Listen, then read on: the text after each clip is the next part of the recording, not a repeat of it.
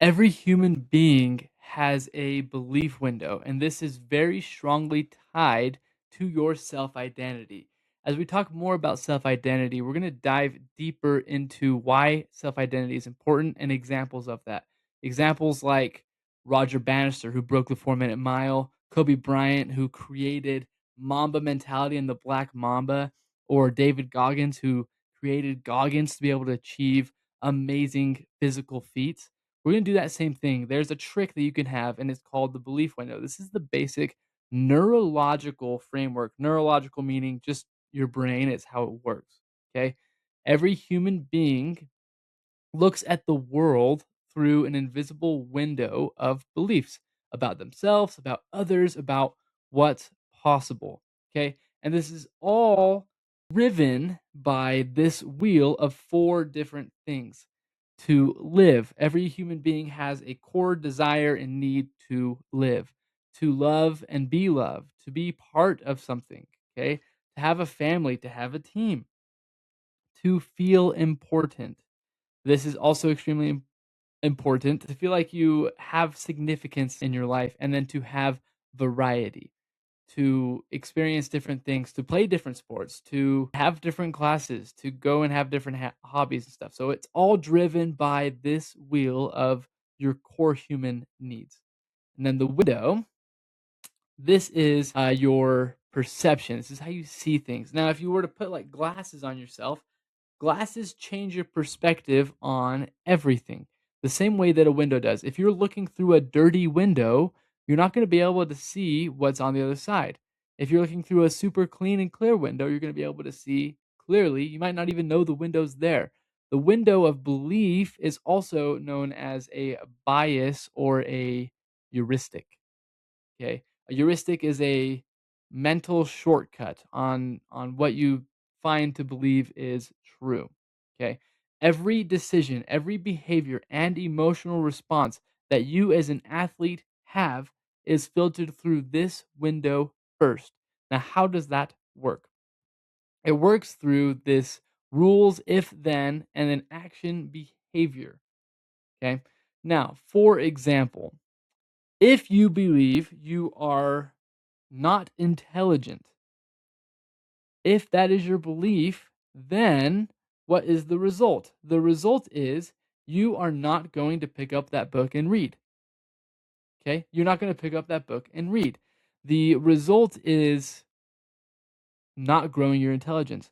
If you believe that you are intelligent, you're probably going to pick up that book. So, if you believe you're an athlete, you are going to behave in the way that an athlete behaves. You love dogs and you have this bias towards dogs and loving dogs.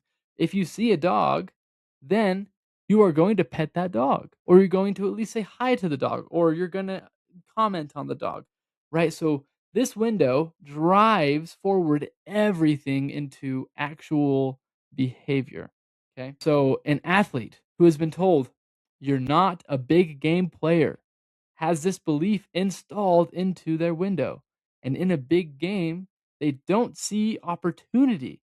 They see this bias, this confirmation of self fulfilling prophecy that they aren't a good player in big games. That's a self fulfilling belief. Okay.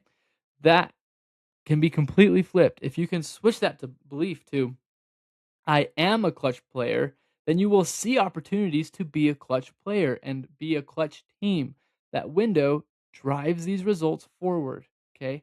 Now, the neuroscience is very, very fascinating in this. Okay. I want to talk about one of my favorite topics. It is neuroplasticity. Neuro meaning brain, plasticity meaning malleable, shiftable, adaptable, changeable. Just like code in a computer, it is changeable. I like to think of this concept as a mountain. Okay, on a big mountain, it's a really big mountain. There's a lot of canyons and rocks and rivers and fields and different things going on there, just like in your brain, and they all serve different functions. Inside of your brain, there are things called neural pathways. Now imagine yourself in the middle of a tall field of grass. If you were to walk the same path every single day for 100 days, you're going to create a path inside of the grass. The same thing happens with neural pathways. The more you think things, the more you believe things, the more these pathways are going to manifest themselves. You can also get rid of pathways by stopping walking that pathway. If you walked that 100 days in a row, but then didn't walk it for 100 days, the grass will grow back and the pathway will go away. So there are all kinds of different pathways. There's if you have a pathway that's big enough and strong enough, like brushing your teeth, it turns into a river, and now you just do it automatically. You don't have to think about it. So think of your brain as this thing that you're able to control your neural pathways. You can always adapt. You can always change. That is a very key concept here that you can change. And the way that you change is through this belief window. You change your belief first. Your behaviors follow your beliefs and your feelings. Okay, how you think and how you feel determine how you act. Okay, so that's what this window is all about. Now, speaking a little bit more on the neuroscience, is there's this thing called the reticular activating system. What that means is essentially, let's say you just went and bought a blue truck. Okay, you are suddenly going to see blue trucks all over the place. You're like, man, I didn't know everybody owned a blue truck. But the fact of the matter is that the blue trucks were always there. You just now have a system in your brain that is looking for that pattern. Okay. So, your reticular activating system, the more you have these beliefs, the more you're going to look for them to be true. And that's where biases and heuristics happen. Okay. So, ask yourself, what is in this window right now? And there's two ways that you can change this window. Okay. The two ways you change this window are either cognitive dissonance or cognitive reframing. Kind of sounds like big words, but they're very simple. Cognitive just meaning the way that you think. Dissonance means that there is a distance between what you believe and how you behave. What is easier to change, your behavior or your belief? Your belief is easier to change than a behavior. Okay. So you have to try really, really, really hard to do the reverse. To change your behavior through belief, it takes about 10 times more work, but it's more productive. And that is where we get into cognitive reframing. So changing your thoughts. My favorite way to do this is through what I call gratitude shifting. Okay. Gratitude shifting is, let's say, for example, you go to the weight room and you're not able to lift the weights that you wanted to lift. Instead of thinking, "Oh man, I'm weak. I shouldn't go to the gym. I'm not a good athlete." Think, "Wow, what a beautiful opportunity I have to be able to get better, to have a target that I can improve for." What a good way to do that. So cognitive reframing, and I have really cool stories about cognitive reframing from some of my athletes that I've worked with, some stories from James Lawrence, the Iron Cowboys, some different athletes that they completely shifted their mindset in order to endure extremely difficult trials. So look into this. If you want to know more about cognitive reframing, ask me in the community. I would love to dive deeper into that. So, the good news about all of this is that your beliefs are not set in stone. They are programs, and programs can be rewritten. The first step is just becoming aware of what the heck you have in this window already. You can't change what you can't see.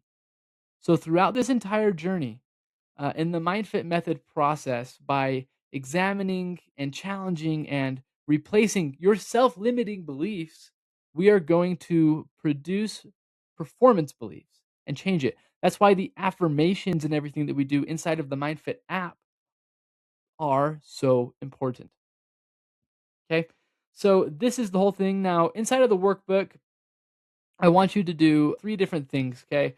You're gonna list 3 beliefs that you currently hold about yourself as an athlete, and try and locate where did those beliefs come from? So if it is a belief, a positive belief that I am a clutch athlete, where did you get that? How did you develop that? Or if it's a belief of, "Oh, I underperform in big games." How did you get that belief? Find out where it comes from. And then the second thing I want you to fill out is which of these beliefs is helping your performance and which one is hurting it the most. So positive, negative.